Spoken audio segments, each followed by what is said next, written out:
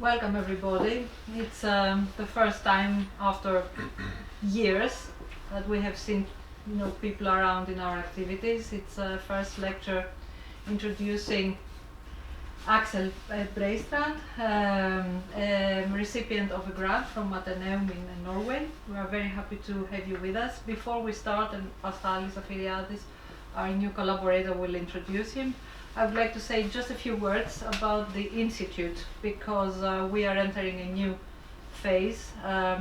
Probably you don't know us. My name is Delia Georgaki. I'm advisor at the Institute and the legal representative, and Dr. Paschalis Afiriadis is the new collaborator. The Institute is going through a new phase with Bergen as the administrator at the moment. So we are beginning a new series of activities. We're welcoming you at our annual meeting on the 31st of March. So let's save the date. We will be very happy to see you there. And just to show you that the activities haven't stopped all those years. This is our latest publication, Curses in Context 3. More about that in following events to come. Now Paschalis is going to introduce our speaker for tonight. Unfortunately, we won't have the happy hour afterwards, but we hope that in following events we will be able to do more to host you better at the Institute. Thank you so much for coming, and hope to see you soon. All right. The floor is yours. Thank you. So I would also like to welcome our in-person and Zoom attendants. Good afternoon, everyone. It is my great pleasure to introduce our speaker, Aksel Teigen Breistrand. Aksel is an MA student in archaeology in the Department of Archaeology, History, Cultural Studies and Religion at the University of Bergen, or Bergen. His interests are with Roman architecture, Roman portraiture and ideology. Aksel is currently at NIA, at the Norwegian Institute at Athens, as a recipient of the Athenaeum Travel Grant for 2021-2022, so thank you Athenaeum. Researching his MA thesis titled Forum of Augustus, a walk through time and space presented by Augustus. I had the pleasure to meet Aksel some years ago when he participated in our Gurimadi excavation project. My first impression of him was that he was a promising young scholar with notable work ethic. So if I may say, keep it up, Aksel. Aksel holds a bachelor's degree in archaeology from the University of Bergen, while also having a fair share of studying and researching abroad experience at the Norwegian Institute at Rome, at Durham University in the UK, and now at NIA. Aksel has also participated in archaeological projects in Greece and in Italy, but his archaeological interests go beyond fieldwork. He currently serves as a chief editor of RIS, an archaeological journal run by archaeology students at the University of Bergen. But I think now it's time to pass the microphone to our speaker, so let us all welcome Aksel, our tonight's speaker. Thank you, Paschalis.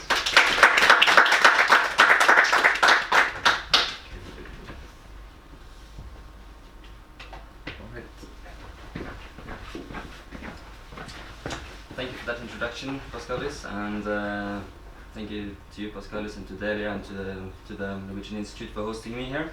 It's been a pleasure being here, and looking forward for the rest. And also thank you to Athenaeum, who gave me the travel grant, so I'm able to be here and do research on the Athenian connections to the Forum of Augustus, which I will come back to later.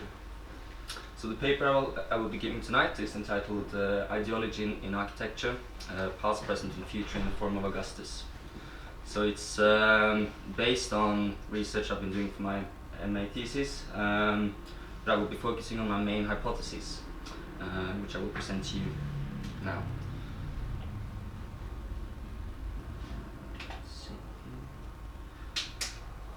So, I've always been fascinated by the age of Augustus, as this was a period of fundamental change in Roman society. And I've previously done research on other Augustan monuments, such as the Arapakis and the Mausoleum of Augustus. always within the context of ideology, a term closely connected to so many studies of Augustus. However, having studied intensely the Forum of Augustus for the past months, I feel that perhaps this is the major monument that embodies the most aspects of the Augustan ideology. In a way, one can say that the Forum sort of sums up the role Augustus had in Roman society, or rather the role that he wants us to believe that he had. So this is what I want to explore in my master's thesis. So my main research question is quite broad. So how does the art and architecture of the Forum of Augustus represent the main ideas of Augustan ideology? In other words, how can we read Augustus through the art and architecture? So with this in mind, I'm trying to explore what the various architectural, sculptural elements, sculptural and decorative elements of the Forum were, and what he wants to say to us, what his messages are through this. And also Augustus was very closely connected to the Greek past, to the Greek heritage, and this is also something that I want to explore. And moving on, the Forum is full of mythological and historical references, often at the same time and at the same space. So I also want to explore how Augustus uses these things to tell us something about himself, who he is, and what his role is in relation to the past, present, and also the future. So based on this focus on ideology and iconography of the Forum, I've come up with a hypothesis which may explain the thematical and chronological organization of the Forum, which is that it is spatially organized in a way that walking through it from the entrance to the end, one was meant to experience something like a walk through time. I will come back and discuss this later, but first let us move on to Augustan ideology. So the headline of this slide is a bit of a paradox, because both ideology and Augustan are very unclear and complex terms. So talking about them together is almost impossible in a short amount of time. However, we shall try. So ideology, first of all, is an extremely complex term and notoriously difficult to define. One understanding of it can be ideas which help to legitimate a dominant political power. And if we add false in brackets at the beginning, perhaps we are moving on to understanding a bit more of the Augustan case. Also, the term Augustan is problematic. As an historical period, it's the years defined by the Principate of Augustus, when Augustus was the ruler of Rome, which is 27 BC to AD 14. But it can also mean the art and architecture, literature, created, sort of cultural aspects created or connected to this period or to Augustus himself. The main thing characterizing it is a worldview centered around Augustus himself. But Augustus did not present himself as an emperor, and certainly not a king. Rather, as he says in the Res Gestae, his autobiography, he restored the republic, and he brought back traditional ideals after a period of civil war and unrest following the murder of his adoptive father, Julius Caesar.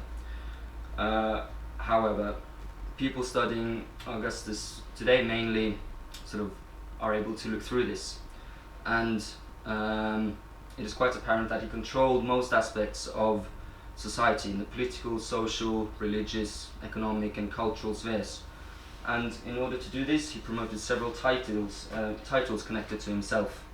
So, for example, princeps, meaning the first citizen, Pontifex Maximus, which was the highest religious position in the state, and finally, pater patriae, father of the fatherland or father of the country.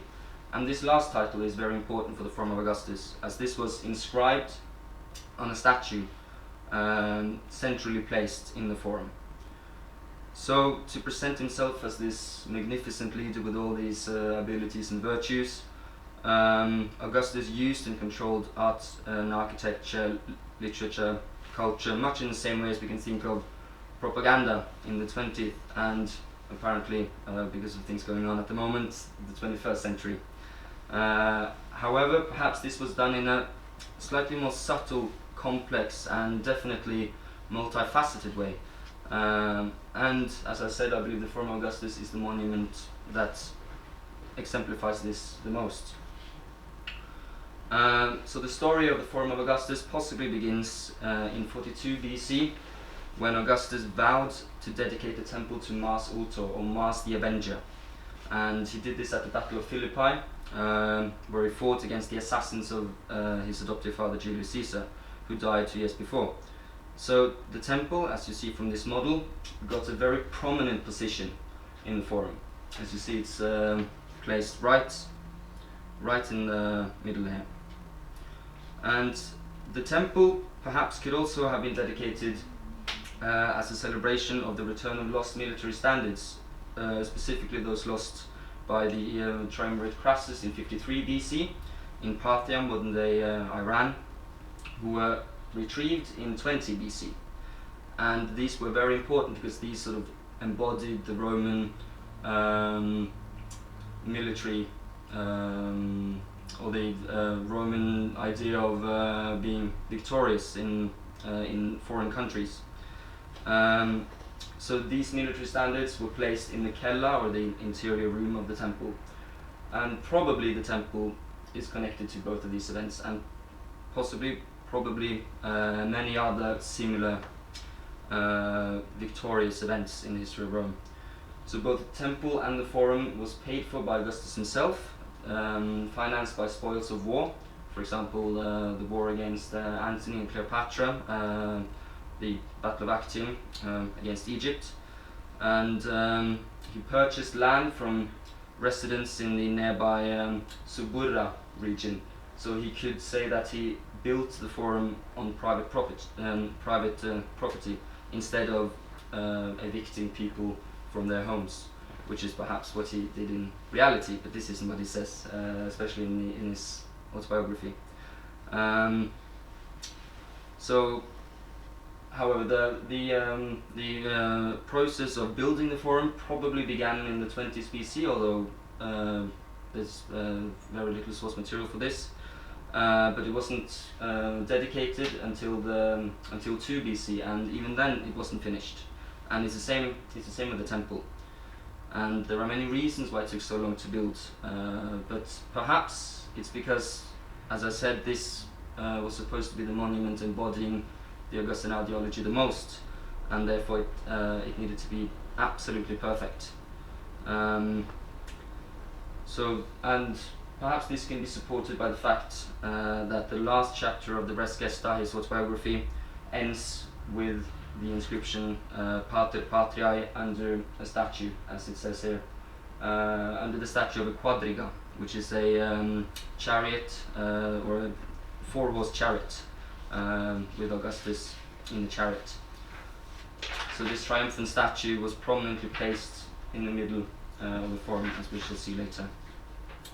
So the Forum was right in the political center of Rome, and the yellow circle, as you see here, if I can, well anyway, you see the yellow circle shows the location of the Forum of Augustus in Augustan Rome at the period of Augustus.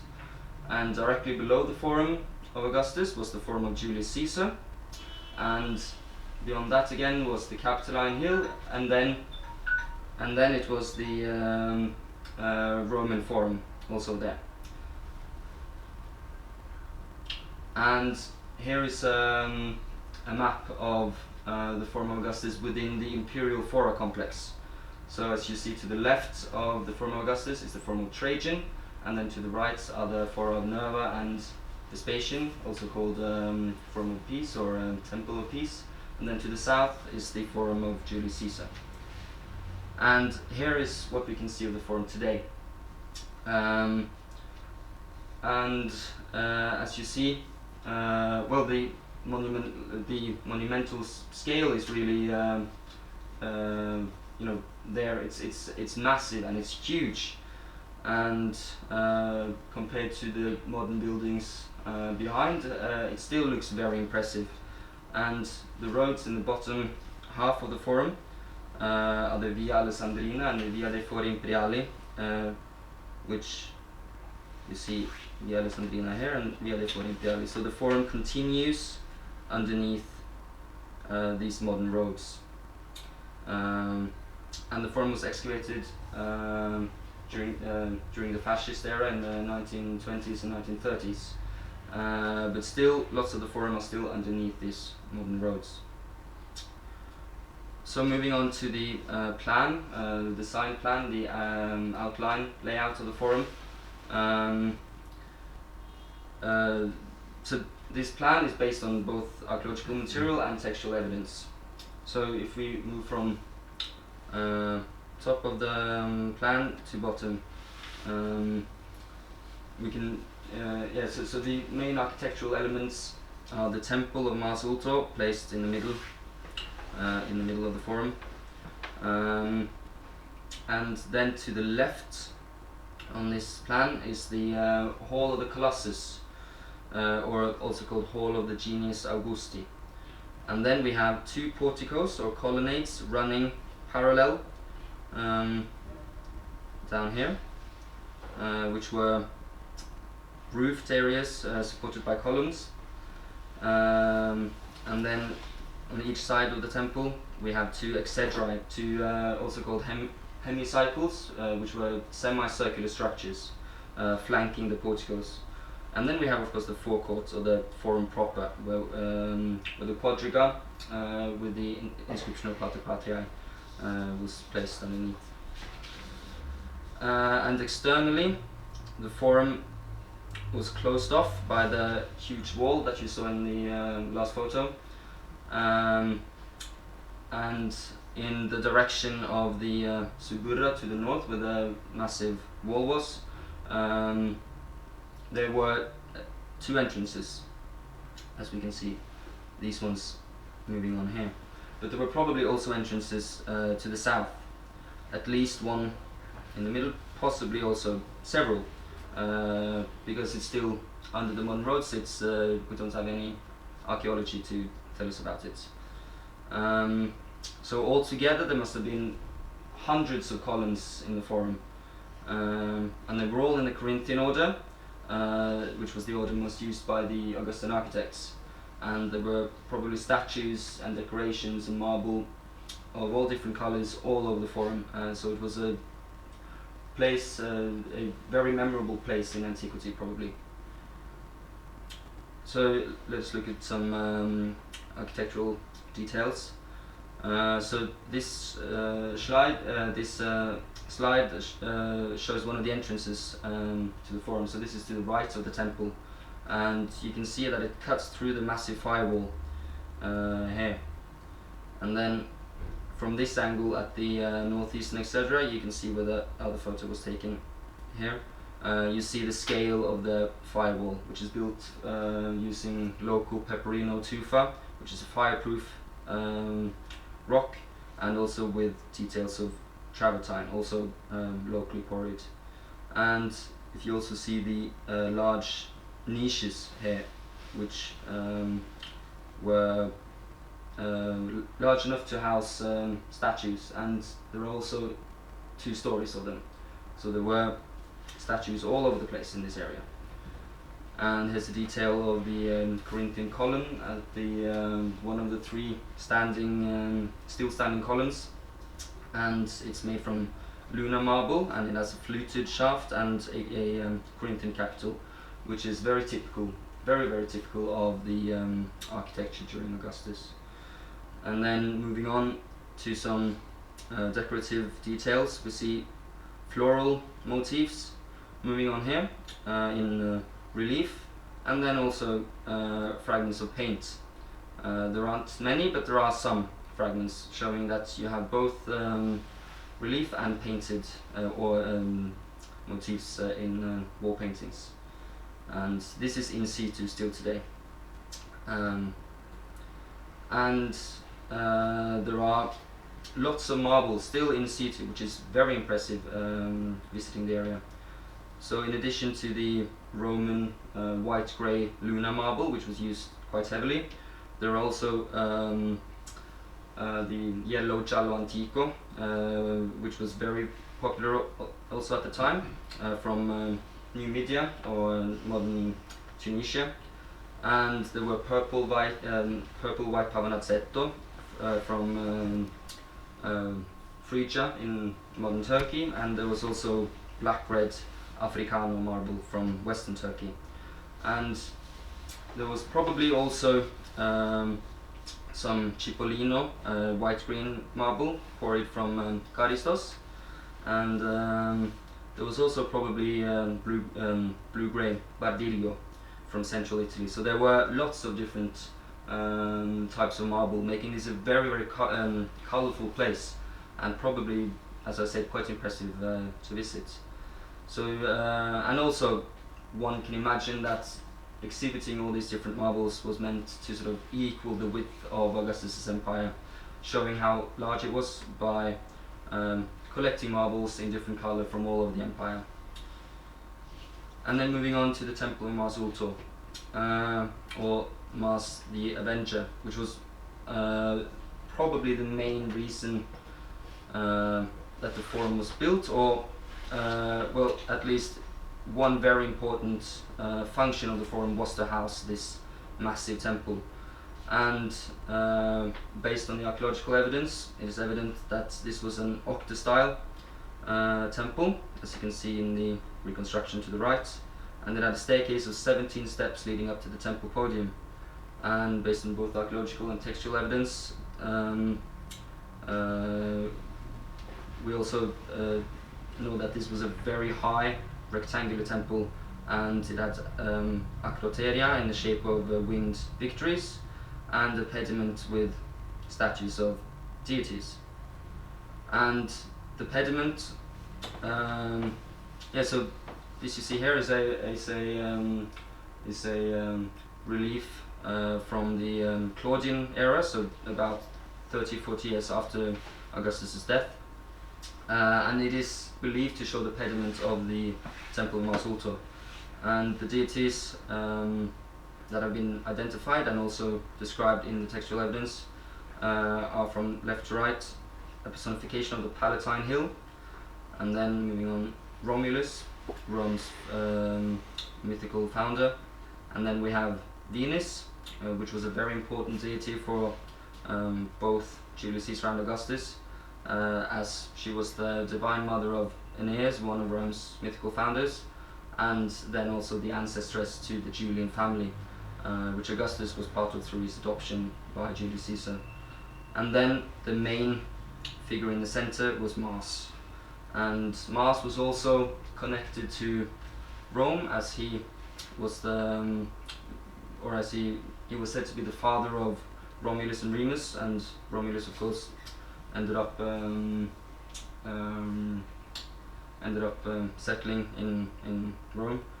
And to the right of Romulus we have Fortuna, the goddess of fortune, and then the goddess Roma, a female personification of the city, much like the Athenians had Athena. And then on the far right is a personification of the Tiber, the river running through Rome. And then moving on to the Cella, or the interior room of the temple, there were cult statues, and there was a cult statue group which is debated among the scholars. So the entire Cella probably contains several statues, but in the apse of the temple was the cult statue group, and it was definitely a statue of Mars. And reading the textual sources, there was also a statue of Venus, as these two deities were closely connected also. So on the left image here you see a detail from a gladiatorial helmet showing Mars Ultor, or Mars the Avenger. And to the right is the quite famous Capitoline Mars from the Capitoline Museums, which might give an indication to what the cult statue of Mars looked like. And the central image is comes actually from a relief in Algeria, and is used comparatively to give an idea of what the cult statue group might have looked like. So in the center is Mars, and then to the left of him Venus with an Eros, or a Cupid to the left, and then the right figure is the one that's heavily debated. So it's commonly identified as a Divus Julius, so a statue of the deified Julius Caesar. However, as I said, the written sources mention only the statue of Mars and Venus. So yeah, this is still debated what the statue group actually contained. So to the left of the temple was the Hall of the Colossus, or Hall of the Genius Augusti, and this was a small room containing a colossal statue of divine proportions, which might have been as tall as 12 meters. However, only a small fragment, or small fragments, remain today. For example, a finger or part of his eye. And the room is commonly known as the Hall of the Colossus, or the Hall of the Genius Augusti, based on the assumption that there was a colossal statue of the Genius Augusti, which was the genius or the spirit of Augustus, or the Augustan era. And the image of the on the left might give an indication to what the statue might have looked like. As you see the reconstruction on the right, his toga is based on the toga that Augustus is wearing on this statue, called the Via Labicana statue at the Palazzo Massimo in Rome. And this other statue in the center is a representation of the Genius Augusti from the Vatican Museums. So all of these might give an indication to what these statues might look like. However, as Augustus was still alive when the Forum was dedicated, there was no chance that there could have been a divine figure of Augustus. So perhaps the Genius Augusti was a way for him to sort of move around this fact. And also some scholars think that there was a colossal statue of Alexander the Great, which was later whose head was later changed into the head of Augustus, also during the Claudian era. So the Western Exedra is famous for a statue group with Aeneas fleeing from Troy, carrying his father Anchises on his shoulder and holding his son Ascanius in his hand on the way to Italy. So Aeneas was important as he was the son of Venus and the ancestor of the gens Julia, of which Augustus was a part. And there might also have been statues of the kings of Alba Longa, who were mythical kings between Aeneas and Romulus. And to the left there were possibly members of the Julian family, which were the family of Julius Caesar, and these could be traced far back into the Republican era and far back into Rome's history in general. So the images to the right all come from the Bay of Naples area, and they perhaps give an indication of what this statue group might look like, although we have no archaeological traces from the Forum of Augustus, except an inscription of Aeneas, which might not actually have stood under this statue. So the top photo is from outside a house in Pompeii, and it's a wall painting showing this statue group, or what some believe to be the statue group.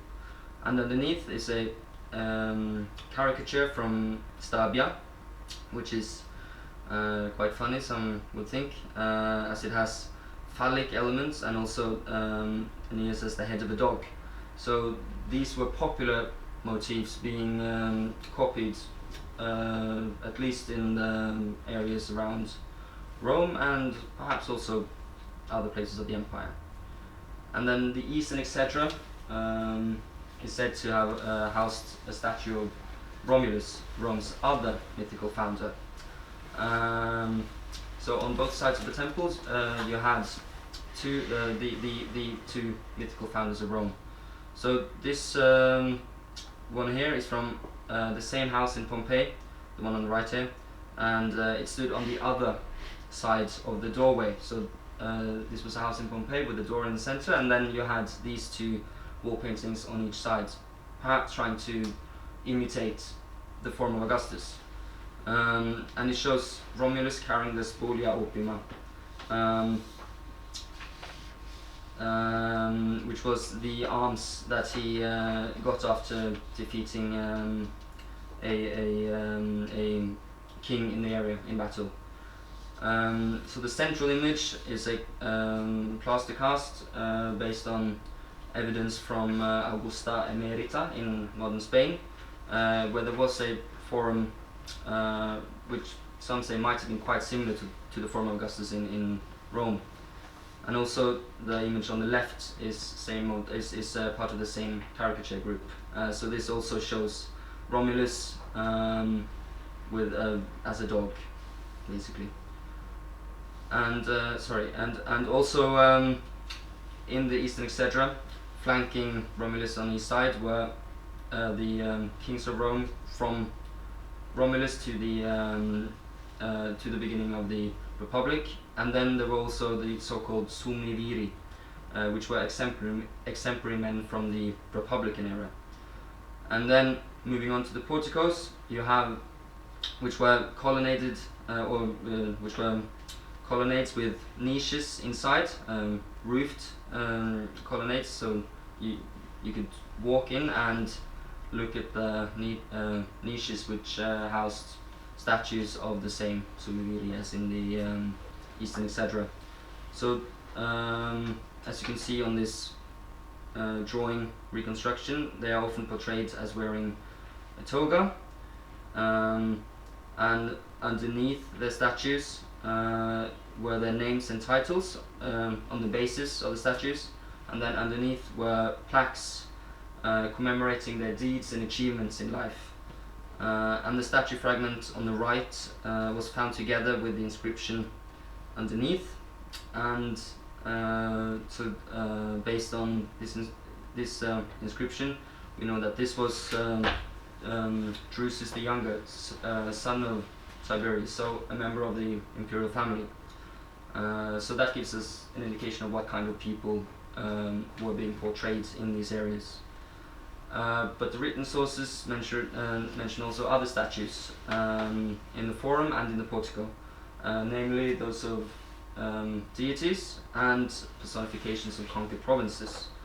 And however, the most important aspects of the porticos were undoubtedly the showcase of these Sumni Viri, as these were exemplary men from Rome's past, and gazing at them, perhaps especially younger people, were meant to see these examples and follow them, and reading the inscriptions and getting an idea of what is needed to become a good Roman citizen.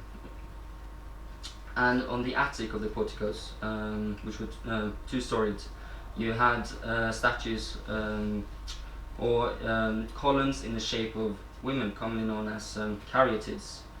And in between the caryatids were clepi, or image with shields, with images of the deity Jupiter Ammon, which was a Greek-Roman Egyptian hybrid. And the image on the left comes from the Casa dei Cavalieri di Rodi, which was a medieval house integrated into the Forum of Augustus. And here these shields and caryatids are exhibited. And on the basis of this, it is believed that these images went along the entire Attic story of the porticos on both sides of the Forum. And then we arrive at the forecourt of the quadriga, or the Forum proper, which is the area between the porticos, as you can see on this reconstruction here, and the temple. So this rectangular area. And most of this area has never been excavated, so we don't really have much information about what there was to see there. However, from the quotation that I gave in some slides ago, from the Res Gestae, we know that the inscription Pater Patriae was placed underneath the quadriga of Augustus, the statue of a triumphant Augustus in a 4-horse chariot, as you can see depicted on this coin. And it was probably massive, and in bronze as well. And it was probably at least as big as the famous equestrian statue of Marcus Aurelius in the Capitoline Museums. So it was supposed to be easily visible from wherever one was placed around the Forum. So then, this has been very Rome heavy. Now let's move on to Athens and to Greece. So the architecture of Augustus has very close ties to Greek architecture, most notably from the classical period. And as you can see from the images to the right, where one, as I showed you earlier, let's see, is from the Forum of Augustus, and then this one, the bottom one, is from the Erechtheion on the Acropolis. So this one is from, the top one is from 2 BC, and the other one is from the one at the Erechtheion is from the 5th century BC. But still, they are almost identical. So it's quite clear that very many aspects of architecture, so decorative and architectural elements, were directly copied from classical Greek architecture in the age of Augustus. And Augustus famously said that he found Rome a city of bricks and he left it a city of marble. And there are very many indications that the new marble city that he modeled Rome on was perhaps Athens, or probably Athens, which was a city that he visited 3 times in his lifetime. And already in the middle of the 2nd century BC, Greece had become a Roman province, and this and also many other factors led to the fact that Roman architecture and sculpture became increasingly inspired by Greek art and architecture. And by the age of Augustus, this had reached its climax. So many originally Greek statues survive to us today only through their Roman copies. And in the same way, much of Roman architecture, especially under Augustus, was heavily inspired by classical Greek architecture, almost to a degree that we could say that Rome became, or at least tried to, or even outdo Athens. And I included this photo on the left here, which is from a curist statue of the Emperor Hadrian, which was a famous Philoline. And you can see on the top here, you see Athena standing guard over the she-wolf feeding Romulus and Remus. So here you see in statue the very clear connection between Greek and Roman arts. And the most notable examples of Augustus copying Greek architecture are the caryatids from the Forum of Augustus, which I mentioned earlier. And these are not only inspired, but these are exact copies, although in smaller size in the Forum of Augustus than on the Erechtheion in Athens. And on the left you see the originals from the Acropolis Museum, and on the right the copies which you can see at the Erechtheion today. And you can see the details that they are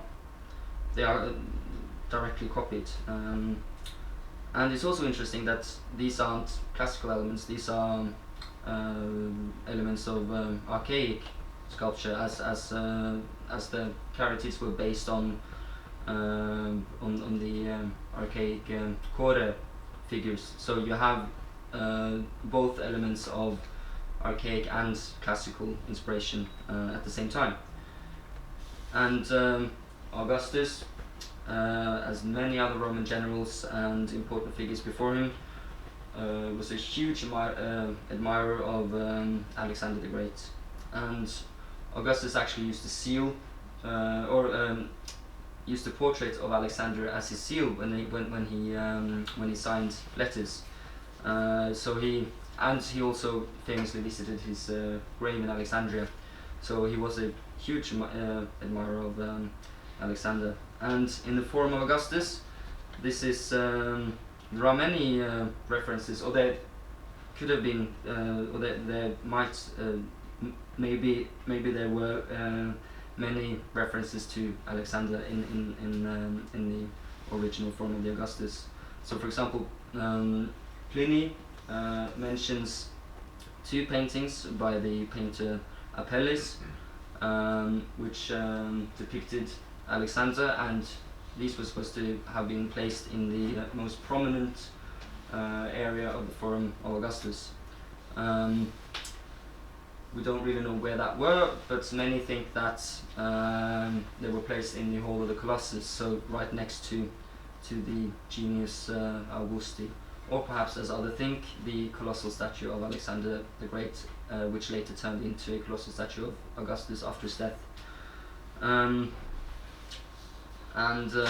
Pliny also mentions that statues from the tent Alexander used in battle were displayed in the Forum, which we don't really have, or there's absolutely no evidence for this archaeologically, but it's an interesting comment by Pliny. And furthermore, the shields that I talked about earlier of Duke Dramon, this Greek-Roman Egyptian hybrid, which were placed between the caryatids on the Forum of Augustus, are also linked to Alexander, in that Alexander liked to associate himself with exactly this deity, combined by the Greek Zeus and the Egyptian Amun. So the Duke Dramon shields are also believed to be a reference to the conqueror of Eastern powers, as Augustus conquered Egypt. And this is quite similar to something that Alexander did on the Parthenon, in that he added shields to the Parthenon after he, on the architrave of the Parthenon, after he had defeated Persians in battle. So he defeated an Eastern power, and then he depicted the Persians on the shields and added them to a major urban monument here in Athens. So there were also many changes being made in the urban fabric of Athens in the time of Augustus. So, as you see on this photo, very close to the Parthenon, only 15 meters on the east side, there was a temple to Roma and Augustus. So this is the same goddess that is also depicted on the pediment of the temple of Mars Ultor. And it was a small monopteral round temple, and it was actually the first addition to the Acropolis after the Classical period, which is quite interesting that this happened in the reign of Augustus. And more interestingly, even 2 5th century temples to Ares and Aphrodite were actually moved from outside into the Agora around the same time as the Odeon of Agrippa was being built, so about 15 BC. So these temples had not been in a prominent place in the city of Athens, but then they were moved into the urban center by Augustus, probably, or at least someone connected to Augustus. And of course the Agora was the Athenian version of the Roman Forum, or perhaps more the Roman Forum was the Roman version of the Athenian Agora. And the fact that these were being moved in there can hardly have been accidental, as I talked about earlier. These 2 deities were exhibited both on the pediment and in the cella of the temple to Mars Ultor, and they were of course very important deities to Augustus and to the imperial cult also. So here you have sort of an Augustan imprint on the urban fabric of Athens, which is quite interesting, and also closely connected to the architecture of the Forum of Augustus. So then moving back to Rome and to the Forum of Augustus. So this plan is different from the one I showed you earlier, because new excavations, first from 1998 to 2000 and then from 2006 to 2009, revealed some quite interesting finds, which may change our perception of the layout of the Forum, as you see here on this plan. And there were found fragments of a foundation of a foundation for a wall with a round shape in the western part of the Forum. So that is, you can see here. And this was interpreted to belonging to another exedra. So in addition to the two that we already knew were there, because they're still visible there today, it was discovered remains of another one. And because the Romans tended to like or prefer symmetrical outlines of their buildings, it was assumed that there must have been another pair of exedrae in the southern or southwestern end of the Forum. So then if we add these two exedrae to the plan, then we have a quite different layout. However, as I said, the evidence or the finds were just fragment or just a foundation for a wall on this side, and so there aren't that much archaeological evidence, and many are still debating whether this is actually part of another pair of part of another exedrae or not. But if it is, then it's very, very interesting. And then of course the question is, because we know from comparative material or textual sources, we at least have an idea of what the uppermost exedrae housed, what kind of statues there were. So then the question is, what kind of statues were in the bottom exedrae? And this is something I find very interesting. And if we move on to the one here, one possible idea is that the newly found exedrae might have been connected, or they were definitely connected to Augustus, but in a completely different way, I like to think. But if we start from the beginning again and look at the layout of the Forum spatially, if we imagine that we enter from these two entrances, although as I said there were probably entrances down here as well, but if we imagine for the time being that we enter through here, then what we see when we first enter, if we enter here, we see to the left we see the statue group of Aeneas and Anchises and Ascanius, so one of the founding myths of Rome, and then on the other side we see Romulus, the other one.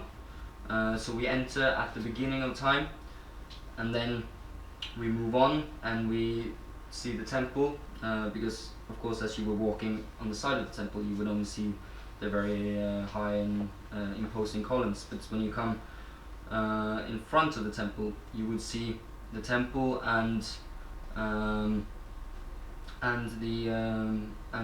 deities on the pediment, so the gods connected to Augustus and to Rome.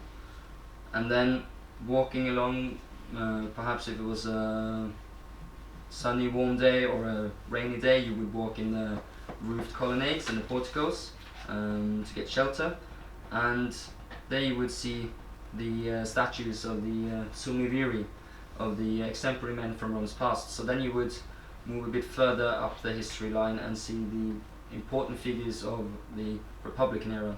And then also if you take a step outside, then you would see the caryatids and the shields of Gyptramon.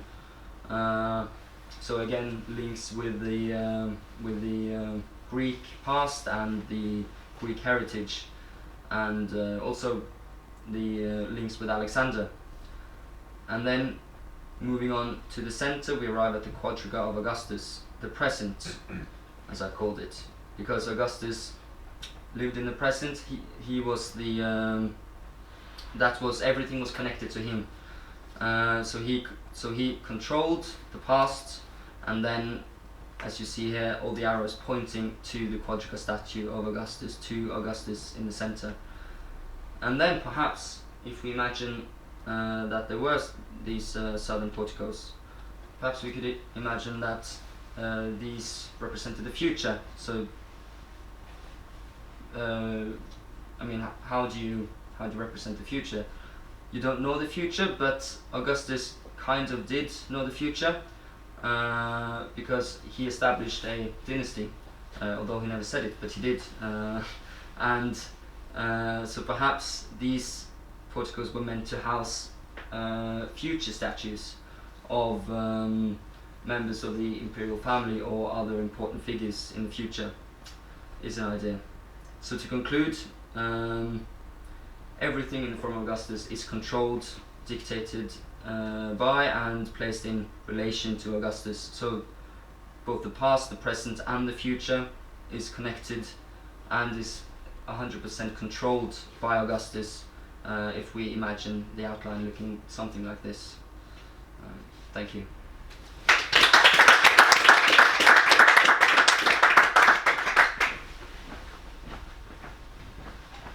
Thank you, Aksel. Very interesting. A walk through time and space indeed, by Augustus himself. All right.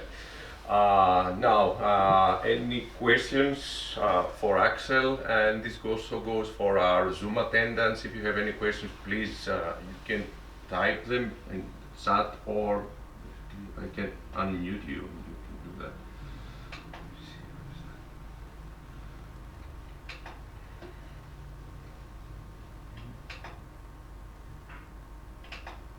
So you can unmute yourselves, Zoom attendants, now. All right, questions? Have you given any thought about the Pegasi capitals that are in the Sella, if they have some connection to some mythical past? And because it's not very studied, like why did Augustus put Pegasi on those capitals? So did you ever wonder about that? That's a very, very good question, and as you said, it's not included in that many studies. But I mean, it's as I believe everything of the architecture in the Forum of Augustus, it can't be accidental. So there has to be a very good reason for it, and probably several reasons, as much of the other architectural and decorative elements probably have several layered meanings. But exactly the Pegasi I haven't really gotten into. But for example, Augustus also was quite fond of the Sphinx, for example. So there were these kinds of figural images that he liked to use. So one way could be to view them as primarily decorative elements. However, I don't believe that, because, as I said, I think lots of things about Augustus has a deeper layered meaning. But it's a very good question, and it's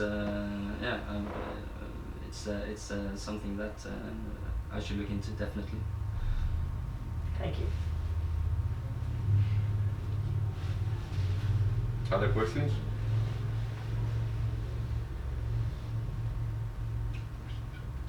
Okay. You can check this. Yeah.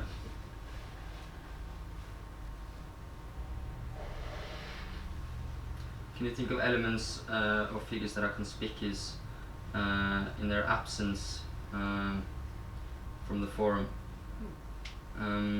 That's also a very good question. So just to understand the question properly, are you meaning that are you talking about elements that were deliberately absent in the Forum? I think now they can. Yes. Yeah. Can I unmute myself? Yes, of course. Yeah. Yes. Okay, I'll start my video. Yes. Hello, Aksel. So thank you for a very interesting lecture. Can you hear me? Yes, I can hear you. Thank you. Yeah. Good. So thank you. This is all so interesting, and one way of reconstructing a program, an ideological program, is by looking at the elements that are there in a text or in a landscape. Another way of approaching it is by what is left out. So I was thinking about your master thesis, of course, and other comparative spaces, and whether you could or you were thinking of covering this aspect, looking at other fora, and thinking that what he has left out of his forum, and not only what he included, which obviously was himself. And yeah. Thank you. Yeah, but thank you for a very good question. And there are absolutely elements that are deliberately excluded from the forum. For example, one can imagine that the sumiviri, these exemplary men from the past, that there weren't every exemplary man that had the chance to be included. So, for example, as in the res gestae, several of the people that Augustus fought against, for example, Sextus Pompey, are left unnamed. So I guess we can imagine that these kinds of people were not included in the gallery of the sumiviri, often called the Hall of Fame of Augustus. These important figures, and when it comes to decorative and architectural elements, it is a very interesting way to look at it through what is excluded instead of what is included, and I have really sort of been focusing on what characterizes or what makes the Forum of Augustus a characteristic and perhaps also a special Augustan building when it comes to these typically Augustan elements. But looking at it from the other way is a very good research angle. Yeah. Any other questions?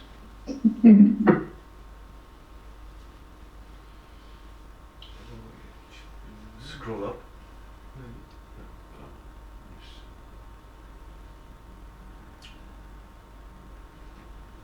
Yeah. Thank you, Simon. Yeah. So what I haven't included in my talk about Forum Augustus is the activities that went on there, and this is a very interesting topic, and it's also a very large and complicated topic. So, as you said, it was the role of the Senate was toned down. I think this is true because this was sort of Augustus's, although it was a public space, it was Augustus's private showcase for anything connected to him.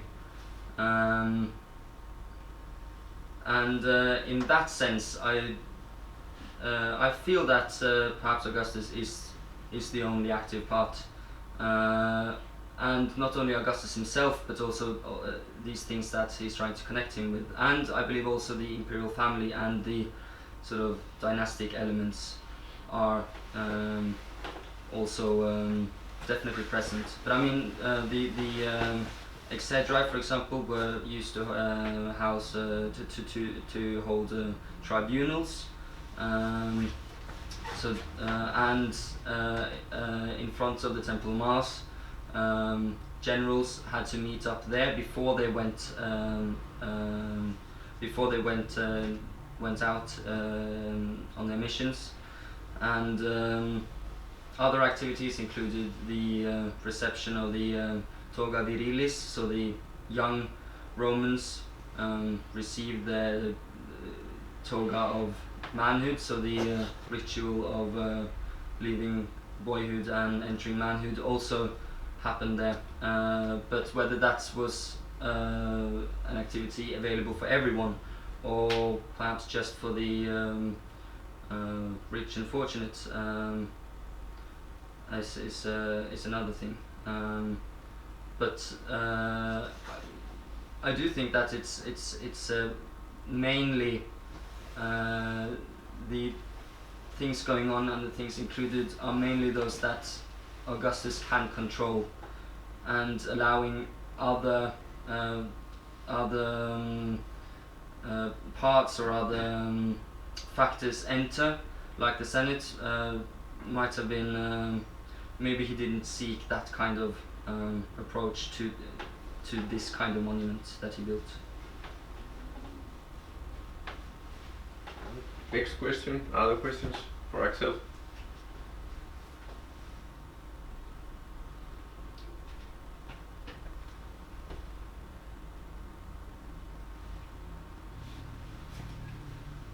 Well, I guess that's it. Right. So thank you, Aksel, for this thank you. again for this very interesting lecture. Okay. And thanks, Augustus, also for Thank walking us through. Thank you, Augustus. Yeah. All right. Thank you all for coming here today.